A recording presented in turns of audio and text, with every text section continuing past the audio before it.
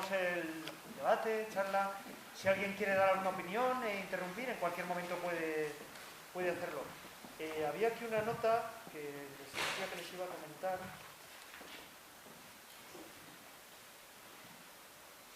Que es interesante. Es a propósito de Maya Deren, pero también vale para Turner. P. Adams Sidney, que es un gran teórico del cine de vanguardia y experimental, en una obra que se llama Visionary Film, dice que Maya Deren y Alexander Hamid, su marido, hacen las primeras grandes obras del avant-garde americano e introducen una cosa que él denomina como películas trance. Dice que va a ser el género predominante a finales de los años 40 y 50 en el cine experimental. Yo no conozco tanto el cine experimental americano, pero probablemente es verdad. Vamos, Sidney es uno de los máximos conocedores. Y lo define de la siguiente manera, que en realidad podría ser una definición también para Anduve con un zombie.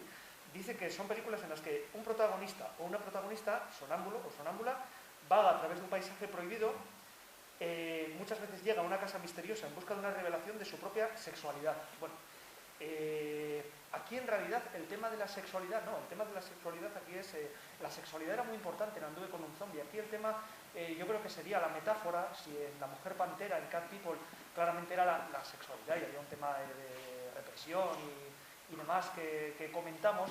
Aquí yo creo que es la represión de los sentimientos, casi la muerte emocional. Yo creo que es lo importante, el hecho de que sean, en fin, todo el pasado está estrangulando esa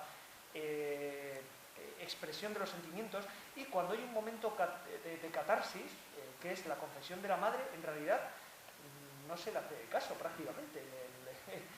La autoridad, el policía, el inspector, prácticamente no, podría ser el gran momento de catarsis, ¿no? Que quizás es la escena premeditadamente más gris de la película, ¿no? Esa especie de confesión, que es casi una especie de explicación casi a los psicosis años después, cuando se describe el problema mental que tiene Norman Bates. Bueno, pues aquí es un poco lo mismo, casi es una especie de explicación, pero que claro, en realidad tampoco puede ser una explicación racional, porque la explicación, la lógica del vudú tampoco es racional. No hay una lógica que podamos relacionar con nuestras vivencias cotidianas en Europa o en el primer mundo o en Estados Unidos o donde sea. No hay una manera de hacerlo, ¿no? De analizarlo desde un punto de vista psicoanalítico, etc. Bueno, es muy interesante. La película en ese sentido está, hablo de la de Turner, está frustrando continuamente todas las expectativas del espectador desde el principio. Desde el propio título. El título, como Cat People, traducida en España como La Mujer Pantera, Anduve con un zombie, y la semana que viene El Hombre Leopardo, que no es una película de un hombre que se convierta en leopardo, aunque quizás pretendían insinuar o sugerir eso al posible espectador, ¿no? Remitiendo a Cat People, a La Mujer Pantera. Aquí también es un título impuesto, Yo anduve con un zombie. Un título, claro, tremendamente sensacionalista, pero que de forma muy bella, desde el principio, se intenta incluso ironizar sobre él, porque recuerdan que el comienzo de la película es una secuencia misteriosa y extrañísima que no se va a repetir en el resto de la película. Esa secuencia, en el texto de Fujiwara que les he enviado, o que les puedo enviar si alguien no está en nuestra lista de correo, hay un análisis muy pormenorizado de la película, yo creo muy hermoso y muy recomendable además leer después de verla. Si no se conoce bien, porque se rememora muchos de los momentos, y además Fujiwara yo creo que lo explica y lo describe muy bien, todo lo que es la estética y la puesta en escena de la película. También envié uno a propósito de Cat People la semana pasada, que no sé si lo ha leído alguien, pero yo creo que está muy bien leerlo después. Y en ese texto se menciona precisamente ese primer plano de la película, que es el plano en la playa, en el que se supone que es la protagonista, porque lo está describiendo ella, aunque no se la ve claramente porque es un gran plano general, caminando por la playa con Carrefour, con esta especie de guardián del Honfo, del templo vudú. El propio Fujiwara lo expresa muy bien, y además no lo describe con calma, sino que remite a una descripción de esa secuencia de Bertrand Tavernier, que es un gran admirador de Turner y de esta película, y además Tavernier conoció a Jacques Tourneur y le entrevistó para una famosa entrevista en la revista Positif a principios de los años 70. Claro, dicen lo que piensa cualquier espectador. ¿De dónde sale esa secuencia? Porque es realmente el único momento en el que realmente ella anduvo con un zombie, porque no sabemos si Jessica lo es o no lo es, pero este otro parece que sí lo es. Bueno, es un momento muy misterioso. Puede ser un sueño a posteriori, una premonición. Es curioso, la película tenía otro final, no otro final, tenía un epílogo que se desarrollaba en Ottawa, en Canadá, que es donde es la protagonista, en el cual ella estaba casada con el personaje de Tom Conway, con el hermano. Aparecen al final, en un inserto entre las dos secuencias, además del San Sebastián, aparecen ellos abrazados. Y estaba también en el guión, No se debe conservar la secuencia, pero sí se conservan fotos. Y ellos estaban casados y hablaban de todo lo que había sucedido como si hubiese sido un sueño. Les había pasado, pero es como una especie de curación que tenían ellos quizás para haber pues bueno, superado toda esa prueba que supone la película, la historia. Lo hablaban como si hubiese sido todo aquello un sueño. Se suprimió, no se rodó, pero no se montó, y claro, se incluyó ese plano muy extraño, muy misterioso que hay de los dos amantes, de ella y Paul, enamorados más bien, abrazados entre los dos planos del San Sebastián. Fujiwara dice que en realidad, claro, es lógico que no se montara la secuencia del final, de la que por lo visto hay fotos. Yo no he visto ninguna foto, pero por lo visto hay fotos, vamos, que la secuencia algo se conserva. Porque decía que en realidad, claro, todo tiene un alcance muchísimo más amplio de lo que pueden concebir los propios protagonistas. Y ellos mismos, en ese breve plano en el que aparecen abrazados, ella además absolutamente compungida, claro, están, digamos, aprisionados por todo el atavismo, todo este mundo primitivo, todo este mundo de la magia, que ni siquiera pueden comprender del todo. Desde luego ella no lo comprende del todo. Y él simplemente lo que hace es entregarse, digamos, con un fatalismo absoluto desde la secuencia en el barco, hasta el punto que hay un momento en el que, en una secuencia además que podría ser almibarada, y empieza un poco de manera almibarada, porque recuerdan que él cuando toca el piano, toca el estudio tan famoso de Chopin, Tristeza o algo así se llama me parece, y cuando ellos se retoma la melodía, ya con la música, el arreglo de Roy Hunt, un poco más llamativo que una simple interpretación de piano, cuando ellos se están confesando el amor, es un momento, y además menciona además la interpretación de él de piano. Y lo que parece que es un poco como almibarado, y podría ser almibarado, se convierte en algo realmente una especie de confesión terrible, porque él le dice a ella que en realidad no desea tampoco que se cure Jessica. Si tiene algo, no desea que se cure. Ella, todo su afán es curarla, lo cual es un impulso bastante curioso, porque ella también está enamorada de él. Pasa un poco, aunque yo creo que este es un personaje mucho más positivo y mucho más transparente en ese sentido, con el personaje de Alice la semana pasada, ¿no? Que también ella parecía que se ponía de forma, pero era casi una especie de ponerse del lado, y quizás podría ser una debilidad de la película, de definición de caracteres, ponerse del lado del personaje que interpretaba Ken Smith, acuérdense, el marido de la mujer pantera, pero lo hacía casi de una forma insistente, casi compulsiva, y con una especie de bondad que, bueno, resultaba casi sospechosa, no sé si involuntariamente en la propia película, que sin embargo ella yo creo que es mucho más transparente. Volviendo, sin perderme un poco de lo anterior, aunque retomaremos, yo creo que se puede retomar esto. Claro, el primer plano que está completamente desubicado, no sabemos, nos deja... No sabemos si es una premonición, un sueño, una fantasía posterior, porque ese momento no se va a repetir en la película, en el que ella camine por la playa con Carrefour. Por lo demás nos viene estupendamente para enlazar con la película de Maya Deren, porque parece que termina una y empieza la otra, y es casi mágico.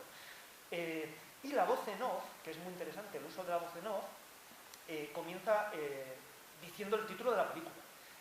Yo anduve con un zombie, y se ríe. Claro, incluso es curioso, la propia película dice, el propio título tiene algo de absurdo y algo de cómico y algo de... Podría ser una película, en realidad, lo de coger Anduve con un zombie claramente es de la misma forma que Cat People, la mujer pantera, bueno, en el subconsciente del espectador intentaba, digamos, remitirse a las películas de transformaciones, pues del Hombre Lobo, por ejemplo, de la Universal, con Lon Chaney, claramente, es decir, películas de alguien que se convierte en un animal salvaje, transformaciones.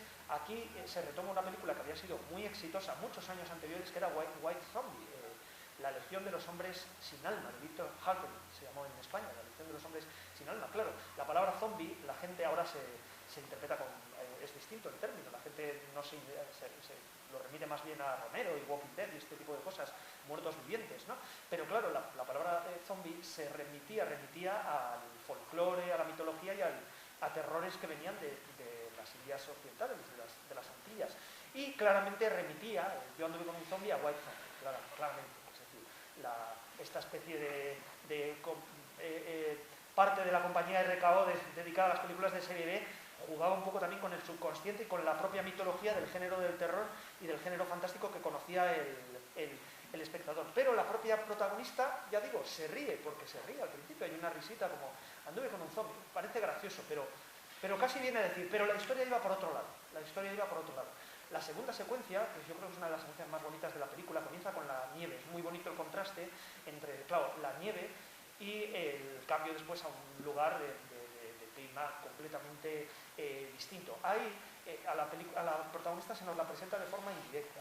Aparece el hombre este que le ofrece el trabajo y cuando se cambia el plano, cuando llega a ella, cuando le da el turno a ella para hablar, ya es cuando nos la presentan a ella, de pie y demás. Claro, es una persona soñadora. Yo creo que el lado romántico que tiene de hacer románticas las cosas y de ensoñación, yo creo que es uno de las cosas importantes de la película y del personaje.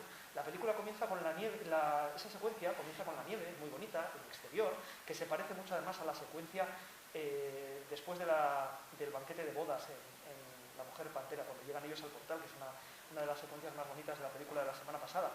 Y termina con un primer plano de ella cuando dice palmeras. Claro, está soñando con un lugar lejano y casi mágico. La secuencia en el barco, cuando ella conoce a Paul, vemos un poco cómo es Paul y cómo es ella. Ella todo lo convierte en algo romántico y mágico, pero en realidad él dice que lo que ella ve como algo romántico es la putrefacción. Es un momento realmente muy, inolvidable desde la primera vez que se ve la película, ¿no? Cómo lo define, el dorado de los peces que está dando ese color que podemos imaginar en una película en blanco y negro, pues bueno, tan hermoso, en realidad es la putrefacción. Él en realidad, que es Tom Conway, recordarán que es el actor que hacía del psiquiatra en la película de la semana pasada. En la película de la semana pasada, en Cat People, había un tema que él hablaba, cuando estaba además en el zoológico hablando con Irena, que decía que todos teníamos una especie de pulsión a desencadenar el mal en el mundo, o la destrucción, algo así decía, ¿no?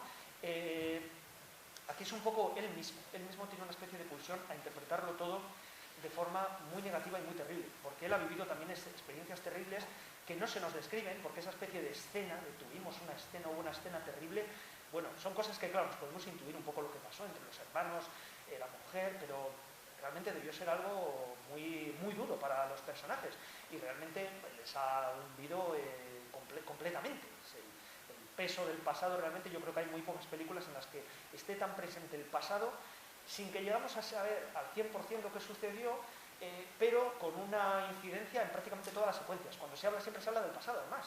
Incluso la canción de esa especie de coro griego, como le gustaba describirlo a Jacques Tourneur, que es el cantante de Calypsos, de gracioso nombre, Sir Lancelot, bueno, pues es lo mismo, es un comentario siempre sobre el pasado. Y el personaje, lo mismo, el personaje de Paul, de Tom Conway, reconoce que hay algo muy oscuro en él y que no puede ni amar porque siempre va a llevar toda la destrucción, lo va a destruir. Él nota la misma pulsión, yo creo que notaba Irena, la Mujer Pantera, la está notando él hacia cualquier relación que pueda tener con ella. Incluso intenta casi confrontarla ella misma, ¿no? Cuando le dice si es guapa, si tiene buen carácter y demás. Bueno, hay un ánimo realmente muy, muy negro, muy pesimista y muy terrible. Es un hombre realmente herido. Todos los personajes, la madre, el hermano, el otro hermano, él están heridos. Alguna cosa que había oído a veces sobre la película decían que hubiese sido maravilloso que hubiese sido George Sanders el que hubiese hecho del otro hermano. Yo tampoco estoy tan seguro. Yo creo que va bien que el otro sea un poco gris, neutro, porque es un hombre completamente anulado. El actor no es muy brillante, tampoco está mal, pero claro, George Sanders podría haber sido un poco de número ver a los dos hermanos. La intensidad de la película hubiese sido distinta, pero yo creo que no hubiese pegado para una película de Tourneur. Y está bien que la relación entre los hermanos esté como un poco como en boceto, no lo sabemos todo. Y el otro casi siempre está cabizbajo o presa del alcohol, de la somnolencia, tumbado en la mesa, ¿no? Como los dos momentos que casi le están enfrentando a él con este Sir Lancelot, el cantante de Calypsos, que son muy hermosos los dos. Hay uno diurno y otro nocturno, y en los dos está cantando el personaje. En el primer momento, la cámara nos lo muestra, junto con estos sus amigos negros, está cantando una canción de héroes. Hay un movimiento de cámara muy claro que llega a él y cuando está hablando del tema de la heroicidad, una heroicidad mitológica, porque está hablando de Héctor, está hablando de